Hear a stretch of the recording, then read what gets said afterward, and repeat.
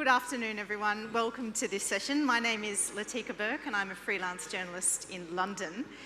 It is my great pleasure to host this discussion with Lord Hill to discuss the need for a new focus on growth and competitiveness in Europe, brackets, including the UK, close brackets, and the regulatory challenges to it.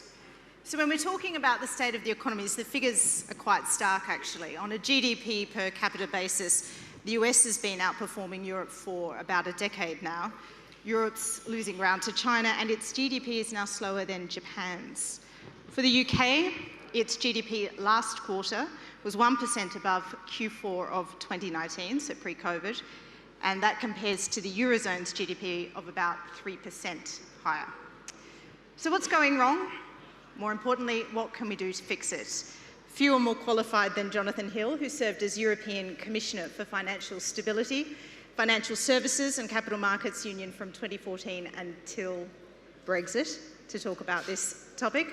Jonathan, welcome. Thank you very much. You quit your position after the referendum.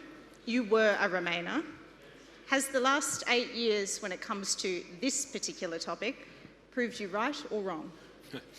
Well, it wasn't really a question of proving me right or wrong. I mean, I resigned because I thought it was important that I sent a signal that I realised something had changed and the British people voted to leave. And as far as I'm concerned, if a majority of people vote to do something, you accept that result. I think the paradox of Brexit has been that the United Kingdom, that at the point of Brexit, I think people thought there would be a completely different approach to regulation, to tax, to how you do business that would follow from the UK leaving the EU.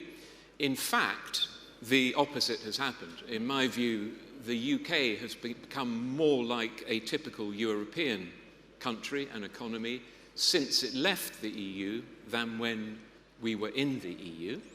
So the potential that there was for the UK to have a different approach to regulation on financial services, for instance, we haven't really taken.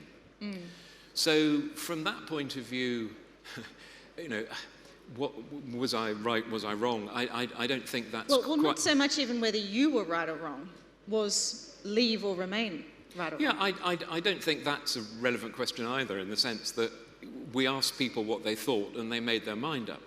You can point to economic downsides that have flowed from it. There were always going to be some. If you leave a big market, there's going to be disruption to your established trade patterns.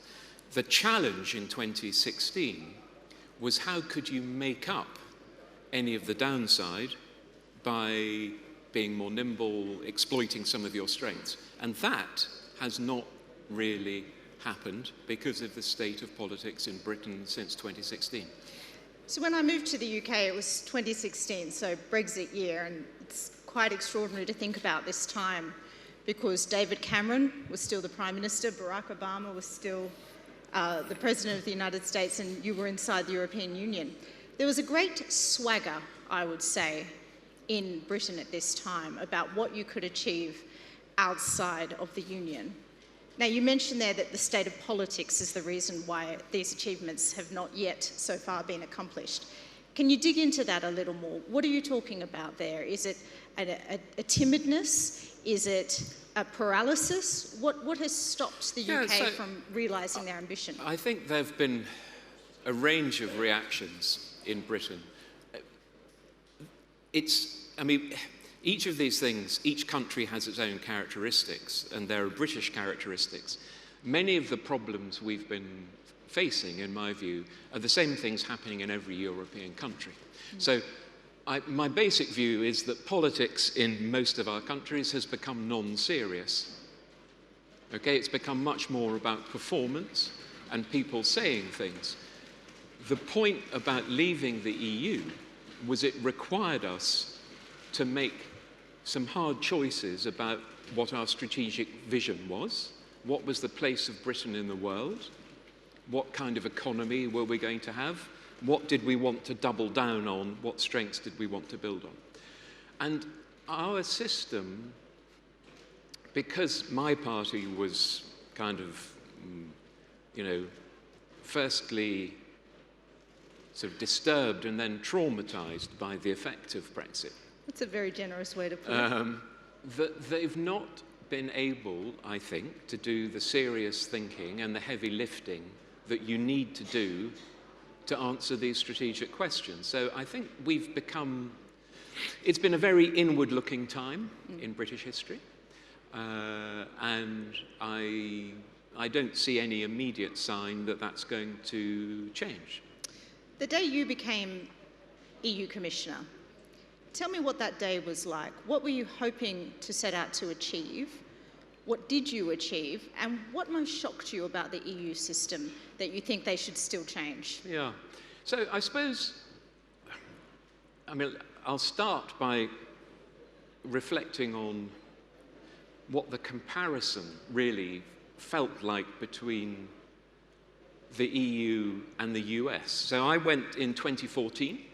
So it was after the financial crash, but the mindset in Europe was still that the EU and the US were broadly the same in terms of economic power and size. The financial sector, banking, broadly the same. And until 2010, European banking had been bigger and more profitable. The European economy was bigger than the US economy, and now we know what's happened.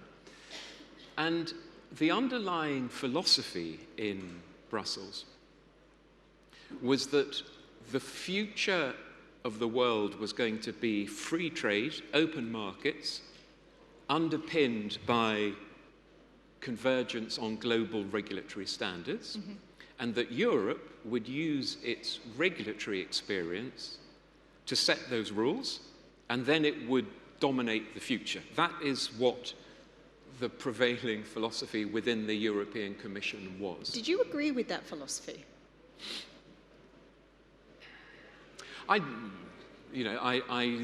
think at that time, I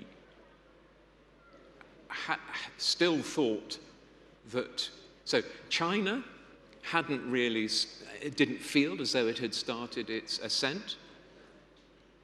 The US had not really felt as though it was accelerating away from us in Europe. We hadn't had that first wave of migration that then led to a lot of political consequences across Europe.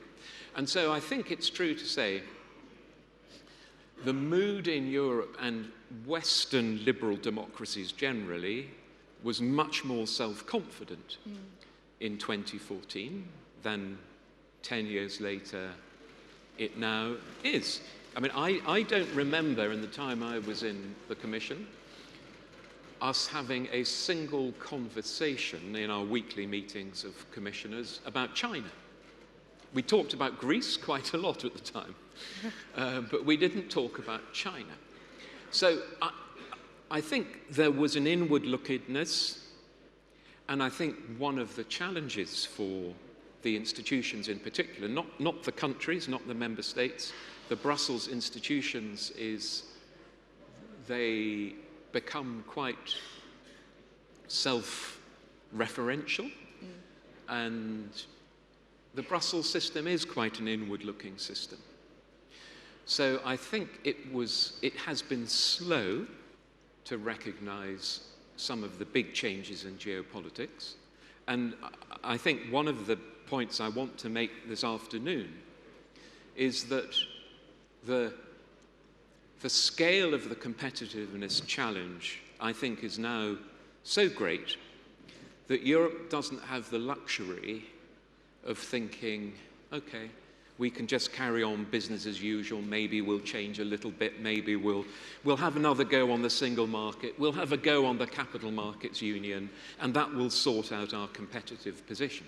I don't think it will. I think the competitiveness challenge for Europe is much greater than that analysis, and it's more urgent than that analysis suggests. I find it extraordinary that when we talk in Europe about the need for greater competitiveness and the Commission President, commissions reports from Mr. Letta and Mr. Draghi. I find it very strange there is not more of a conversation going on across Europe, led by business and others, saying we need to do something much more radical about the burden of regulation that weighs down on European financial services and on European business more generally. Okay, let's pick up on that. So you're Draghi, due to hand down your report in a couple of months. What are the radical, let's say, top 3 low-hanging fruits you'd pick? Well, so I'm not Draghi. I mean, so I think we can expect there will be stuff on the single market. There will be stuff on the Capital Markets Union. There will be stuff probably about the need for investment. If it were me, I would want to say something about changing the future direction of regulation in Europe. And this goes for Britain as well. That the parameter of regulation is constantly being pushed out.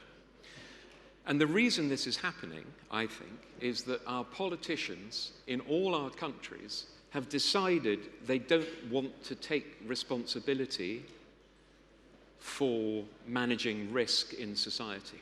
To me, regulation is not a technical matter. I mean, it has technical aspects, obviously, but it's fundamentally a political matter. Regulation. Can you give an example? Yeah, here regulation. Of what you're Regulation. about? So capital requirements on banks. Yep. Right. If you get them too high, that translates into less lending, less investment, fewer jobs, lower wages. So, and what is happening in all our countries is that our populations, our fellow citizens, are getting cross and angry because they don't feel, a group of them, that they're getting better off, and they see other people coming into Europe who they think are taking jobs and all the rest of it. So, but to me, where you set your risk appetite in your society is a fundamentally political matter, because you're saying, I want there to be more growth so more people can have jobs and get paid more. But those decisions have been given to our regulators by our politicians. Our regulators are not bad people. This is not an anti-regulator attack. I've worked with many regulators. But the incentives of regulators are towards risk aversion. All their personal incentives and professional incentives are towards risk aversion. And I basically think, 16 years after the great financial crash, we need some more risk in our economies and society. And I think the Capital Markets Union, I started to try to get going before I was liberated. If Europe can get it to work, and it's a big if, because it's a very hard task, it is a long-term project. And I don't think we have lots of time. So I think this discussion about regulation, to your question, what would I do? I think we could start that tomorrow. I've got to say, for a Remainer, you're sounding suspiciously like you're saying we should take back control. But I digress. So on that, you talk about the risk exchange moving towards regulators. Isn't the problem that after the financial crisis, voters said, no, we don't want you politicians looking after this end of town because you've done such a bad job at policing them? Are you confident that the public is back in a position where they're looking around and saying, I'm ready for a little bit of this risk, if it means my home is no longer mine tomorrow? Yeah, so no, I'm not confident, but I'm a great believer that you have to start by making an argument. One of the other things that's happened in all our politics so I started in the mid-80s in the UK under Mrs. Thatcher. Then politicians made an argument. They tried to persuade voters that what they were arguing for was correct, and if they could succeed, then they'd win. now I don't hear politicians making an argument. I hear politicians trying to find out what they think will make them popular with voters. So if you say to voters, are you prepared to have more risk in the banking sector? Well, it's a pretty good chance you get an answer saying no. But if you make a different argument, which is, I want you to have a better paid job, I want there to be more businesses getting funding in our regions, I want more of us to be able to share in the proceeds of growth and to own things and do better.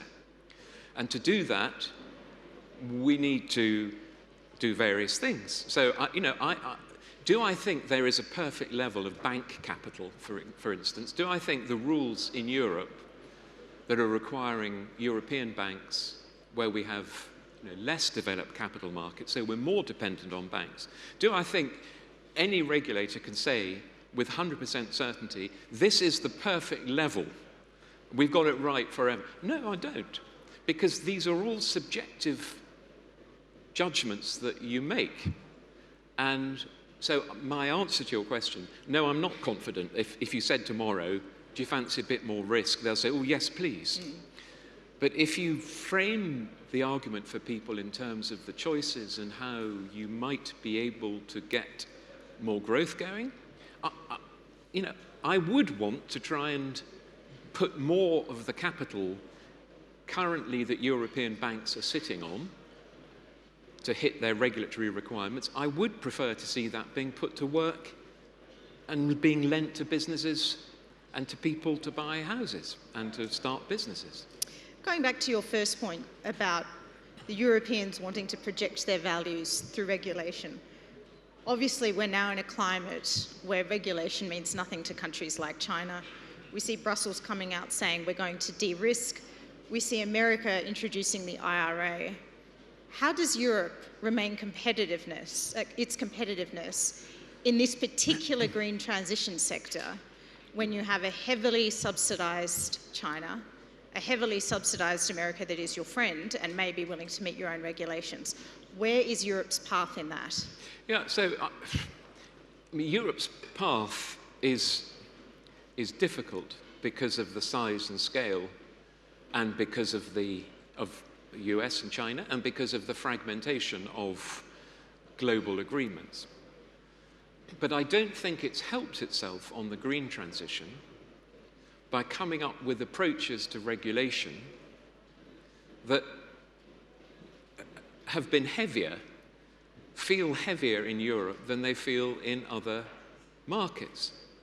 And so I think if I just go back to, as you say, when I started, I spent a lot of my time going to international meetings, Americans, Japanese, Chinese, to talk about cooperation on global regulation. And regulation was seen as a way of bringing the world together. I think in the last 5 years, regulation has not become an area for cooperation. It's become a front line in competition.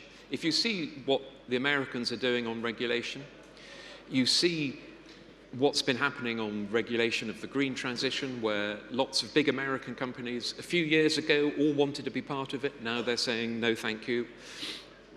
So I think we need in Europe and in the United Kingdom to look at the way we can no longer assume that every other country is going to follow our rules. And if that's the case, I think that requires us to think differently about how we approach rulemaking. And so I think we need to be a bit more humble in Europe. I think we need to learn the fact that just carrying on, expecting other people to follow us, that is not as... At the beginning of the last commission on the green transition, Europe wanted to own the green transition and believed it would. That was its play. Yes. And I don't think that play has... so some of that is obviously to do with the scale of the subsidy and that we're... But does that mean, Jonathan, that we end up in a position where everyone is in a subsidies arms race, if you like? And What is Europe's role in that? Because solar is not an industry they're playing in anymore. Yeah. EVs look like China is going to outpace them. Where is the future competitive industry for Europe here? So this is the difficult question in a fragmenting... So the question was going to come in any case, in my view, but because the speed of the fragmentation has been so rapid, we're being hit with these choices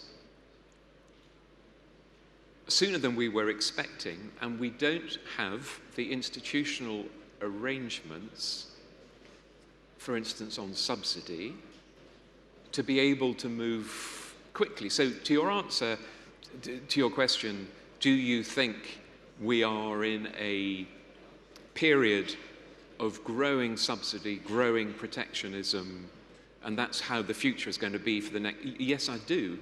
And do you think Europe has a strength to play in this? I think it's got institutional problems because in order to do that, you've got to borrow. And individual countries have not yet worked out how they're going to trust each other enough to have big European borrowing. So every time someone suggests a different kind of bond, a defense bond, some other bond, a COVID bond, you get pushback from some countries who think this is just a new version of an old plot to take money from the frugal north and give it to the less responsible south. I mean, that is how they have seen this debate in Europe for a very long time. And unless you can crack that problem, I don't know how to answer your question. What about digital?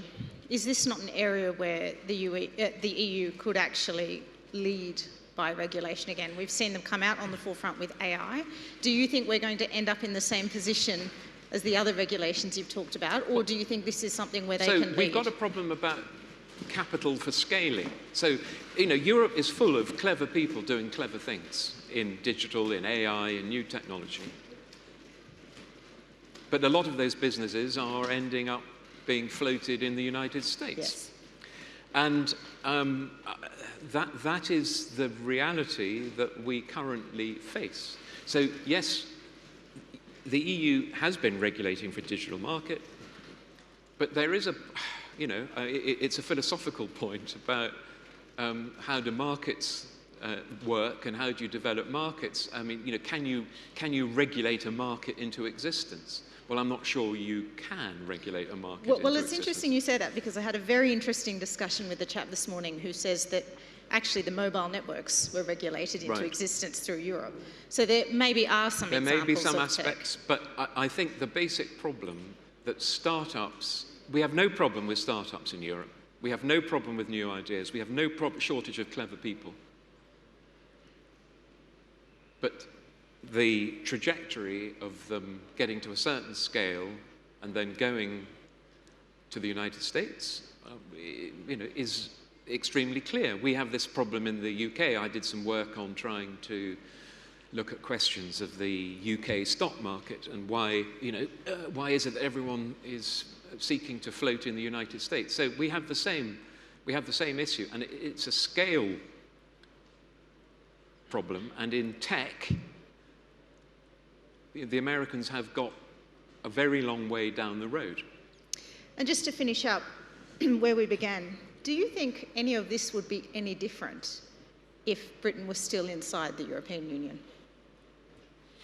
I think so things like building a capital markets union, I think that would be slightly easier if you already had a big global capital market centre inside the EU. I mean, different financial centres have spent quite a lot of energy over the last 10 years trying to take little pieces of business out of each other, and the thought that they might have had in Paris after Brexit, that Paris could supplant London, I mean, this has not happened, and that little bits of business have gone from London, not huge, little bits to different European capitals, but the big story has been large amounts of capital going to the United States. So I think there are some things that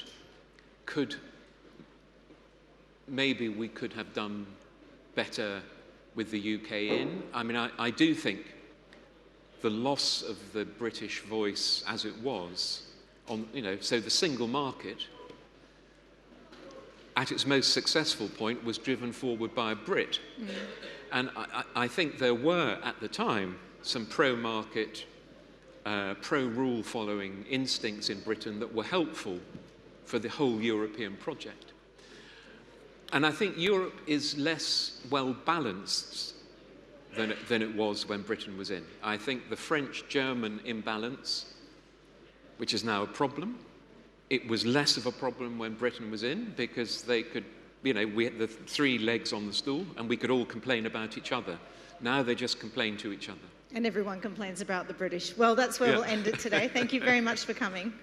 Thank you.